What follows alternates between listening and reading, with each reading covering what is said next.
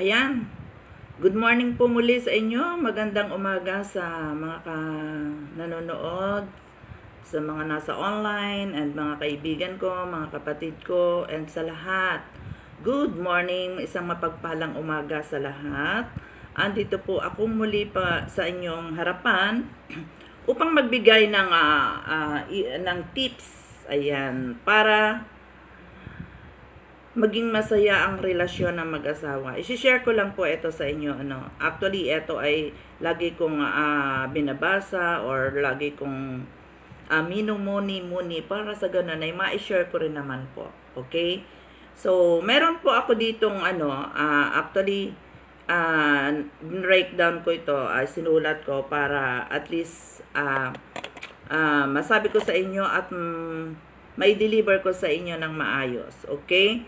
Ang unang-una pong tips para maging masaya ang relasyon ng isang mag-asawa, ang number 1 po, ito po ang kauna-unahan. Ilagay sa gitna ang Diyos sa pagsasama. Ayan.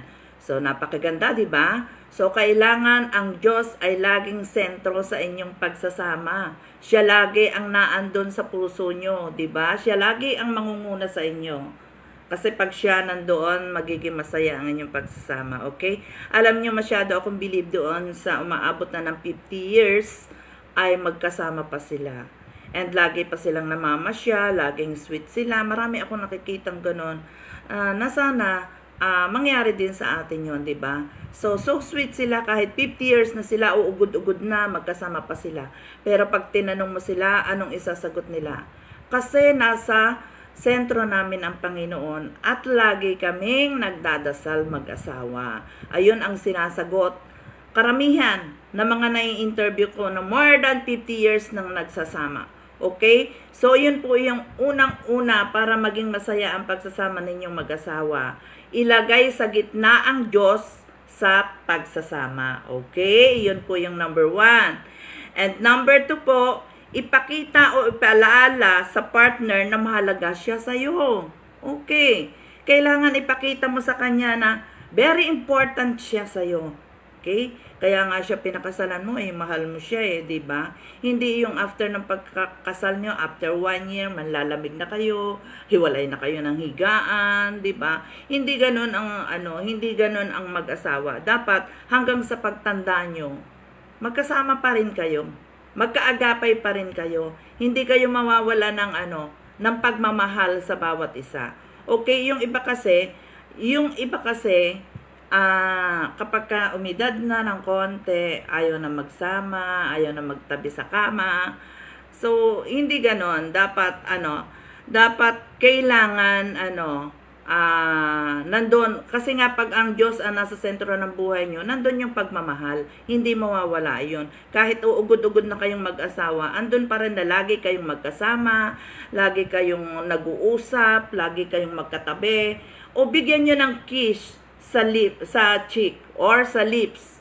Hindi masama yun kasi mag-asawa na kayo, lalo na outside, nasa labas kayo, pag nagkita kayo, hindi mahirap gawin na you give a kiss.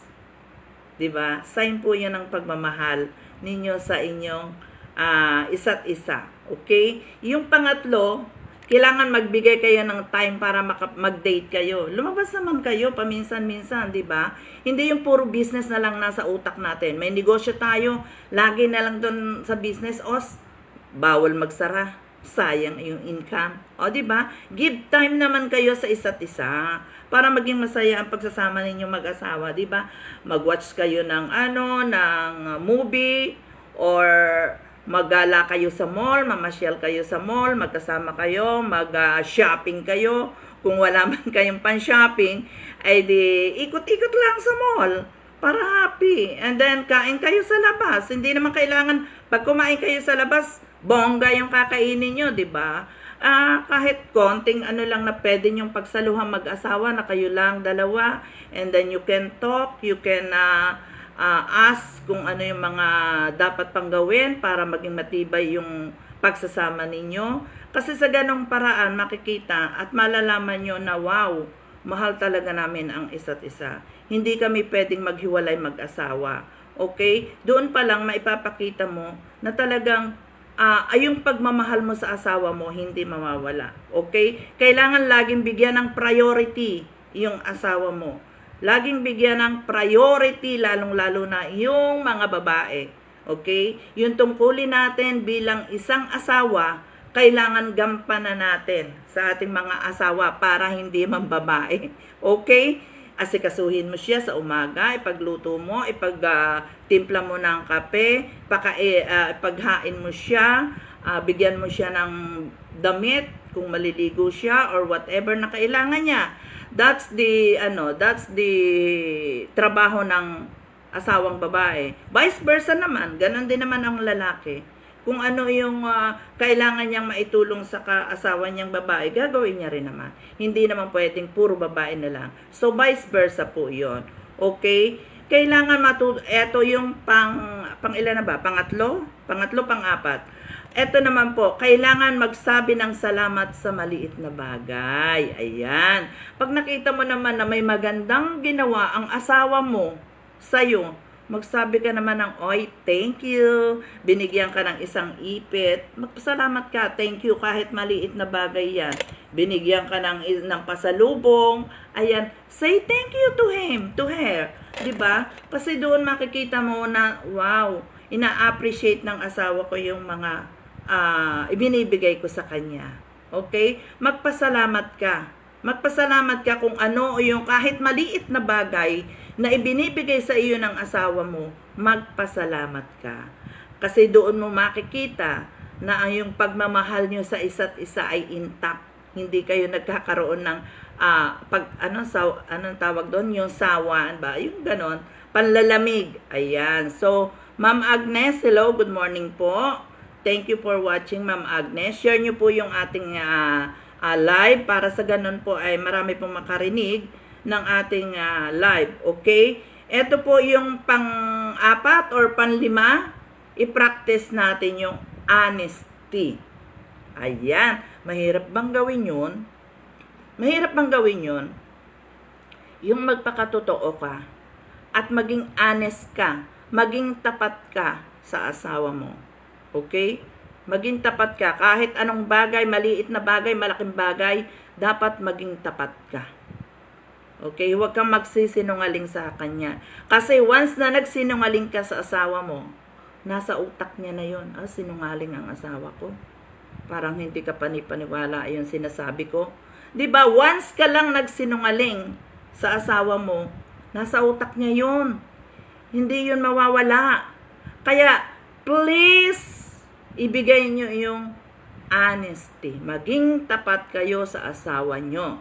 Okay? Maging tapat kayo para maging maayos ang inyong pagsasama. And of course, kailangan nandoon yung trust at saka respect. Okay? Trust. Tiwala. Nandun ang respeto. Irespeto mo ang iyong asawa. Okay? Huwag mo siyang ipapahiya. Huwag mo siyang ipapahiya. Lalo, kahit nasa harap ng mga anak mo, o kung sinong kaharap, o kahit ikaw lang, huwag mong ipahiya ang asawa mo. Dahil asawa mo yan, minahal mo yan, pinakasalan mo yan, kaya mo nga pinakasalan gusto mo Diba? Bakit mo hihiyain siya? O diba? Dapat nandun yung respeto. Kahit matanda na kayo, o ugod-ugod na kayo, 60 years old na kayo, or 80 years old na kayo, yung respect nyo sa bawat isa hindi dapat mawawala. Hindi dapat mawawala. Nandoon dapat yung respeto nyo sa asawa nyo. Mahirap gawin, pero yun ang kailangan at yun ang nararapat. Okay?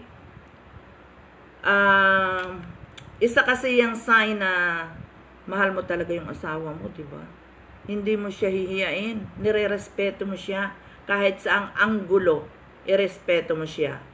Okay? And at pang-anim, gawing exciting ang pagsasama. Mahirap pang gawin yung yung gawing exciting ang pagsasama. O, diba? Eto, sabi dito, meron akong dito, isinulat dito para sa paano ba gawing, yung exciting ba yung pagsasama. Sabi dito, iwasan na mag-stick sa tinatawag na mga routinary activities. Ito yung masaya lang sa una, pero pag lagi-lagi nang ginagawa, nagsasawa na. Ang gawain mo ay ilista ang mga boring na bagay at palitan ito ng bagong mas exciting na bagay na ginagawa ninyong mag-asawa. Okay. Pag alam yung boring yung bagay na pinagsasasabi nyo o ginagawa nyo, huwag nyo nang gawin. Gawin yung exciting. Gumawa kayo ng yung iba naman na bagay na alam mong mai-excite yung asawa mo. Na pag nag-usap kayo, pareho kayong excited. 'Di ba? Huwag yung paulit-ulit na lang na iyon ang sinasabi mo. Na alam mong bored na yung asawa mo pag iyon ang naririnig. Baguhin mo naman para merong excitement. Okay? So, eto yung pang-pito. Magkaroon ng sapat na communication. Ayan, very important yan na yung communication nyo sa bawat isa, napakahalaga niyan. Kailangan laging updated kayo. Pag malayo yung isa, kailangan laging makipag-communicate kayo sa isa't isa. Huwag hahayaan na makalagpas ang maghapon o na wala kayong communication. May time kasi na magkalayo kayo. May time na yung asawa mo nandoon, may trabaho. Ikaw naman ay nasa bahay. Pagdating ng oras na wala na, alam mo na out na siya sa trabaho, please make a communicate with him naman. Ask mo siya, where are you now? Okay ka ba? Na-traffic ka ba? O kumain ka na ba? Nasa traffic ka? Kumain ka na ba? Ganon. And then kung nagbibiyahe man ang asawa mo, check it regularly. Are you okay? Okay ba? Safe ba yung travel mo? Ganon. So, nasaan ka na ba? So, kailangan yung communication ninyong mag-asawa laging intact. Laging active ang communication yung mag-asawa. Okay? Para hindi naman laging, wala ka ng, parang wala ka ng pakialam. Para maging open sa inyong mag-asawa, kung may problema ka, sabihin mo. Kung may hinanakit ka, ilabas mo sa iyong asawa. Kung ang hindi mo gusto sa iyong asawa, sabihin mo. Dahil kung ganon, ibig sabihin, kung may nakikita kang hindi maganda sa asawa mo, sabihin mo para alam niya. Dahil kung ganon ka, siguradong magiging ganon din siya sa asawa mo. Okay? Kung hindi ka nagsasabi sa asawa mo, kung hindi mo sinasabi sa kanya yung mga pagkakamali niya, ganon din siya. Hindi niya rin sasabihin sa iyo. 'Di ba? So kailangan maging open kayo sa isa't isa. Okay? So iyon kasi isang magandang halimbawa na kapag ka ang isang mag-asawa ay what you call this, nagkakaroon na ng misunderstanding. Dapat huwag niyong palalagpasin o yung lulubog ang araw na hindi kayo nagkakasundo. Okay, natural lang sa mag-asawa na mayroon kasing konting misunderstanding, pero hindi mo hahayaan na tumagal na hindi kayo nagkakaintindihan, na hindi kayo nagkakapatawaran sa mga nagawa niyong hindi maganda. Kung nakapagsalita kayo ng hindi maganda sa asawa niyo, please, ibaba ang ego.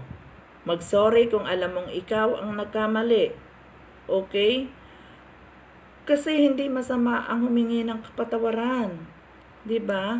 Kailangan lagi kayong nandoon yung pagpapatawad sa puso nyo. Huwag kayong magtatanim ng galit. Okay? Para maging masaya ang pagsasama nyong mag-asawa, tandaan nyo, kailangan yung number 1. Kailangan ang Diyos ang sentro sa inyong pagsasama. Pinaka-importante yan. Pagka yan ay nasa sa inyo na, yung number 1 na yan, yung mga susunod na sinabi ko kanina, madali nang gawin yun. Hindi nyo magiging problema yung mga susunod na tips, yung mga binanggit ko kanina, hindi na magiging problema para sa inyo. Dahil yung number 1 pa lang, doon pa lang sa number 1, maging sentro ang Diyos sa inyong pagsasama. Doon pa lang, matibay na ang pagsasama nyo. Hindi kayo magkakaroon ng argument, hindi kayo magkakaroon ng misunderstanding kasi nandoon si Lord. Laging siya ang magpapaalala sa inyo. Laging siya ang maalaala nyo. Gagawa pa lang kayo ng hindi maganda. Nandoon na agad ang conviction na, whoops, ayaw ni Lord nito. Kailangan lahat ng gusto ni Lord ang susundin ko upang sa ganon ay maging successful ang pagsasama naming mag-asawa. Okay?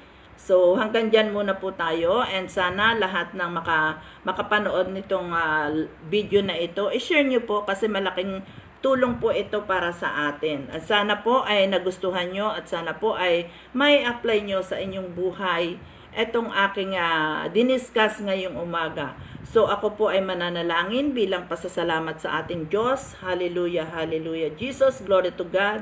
Dakilang Diyos, maraming salamat pong muli sa umagang ito. Salamat po sa magandang umaga na patuloy mong binibigay sa amin. Magandang buhay, Panginoon. Salamat po. Salamat po sa mga biyaya at pagpapala na patuloy mong ibinibigay sa amin, O Lord God. Maging ang aking mga kaibigan na nanonood dito sa online, Panginoon, bless niyo po siya. Bigyan niyo po sila ng kaluwalhatian at kasaganaan ng buhay, Panginoon. Nawa, Panginoon, mabless po yung mga makakarinig at makakapanood ng video na ito, Panginoon. Maraming salamat po sa muling paggamit niyo po sa akin, Panginoon. Salamat po at nawa ang lahat po ay pagpalain, lahat po na nakikinig, lahat po na naandito sa online, i-bless niyo po sila, Panginoon. Lahat pong problema nila, alisin niyo po. Bigyan niyo po sila ng kapayapaan, kasaganaan ng buhay. Maraming salamat po. Ito po ang aking samot dalangin sa pangalan ni Jesus. Amen. God bless everyone. Good morning and happy day. Next time ulit.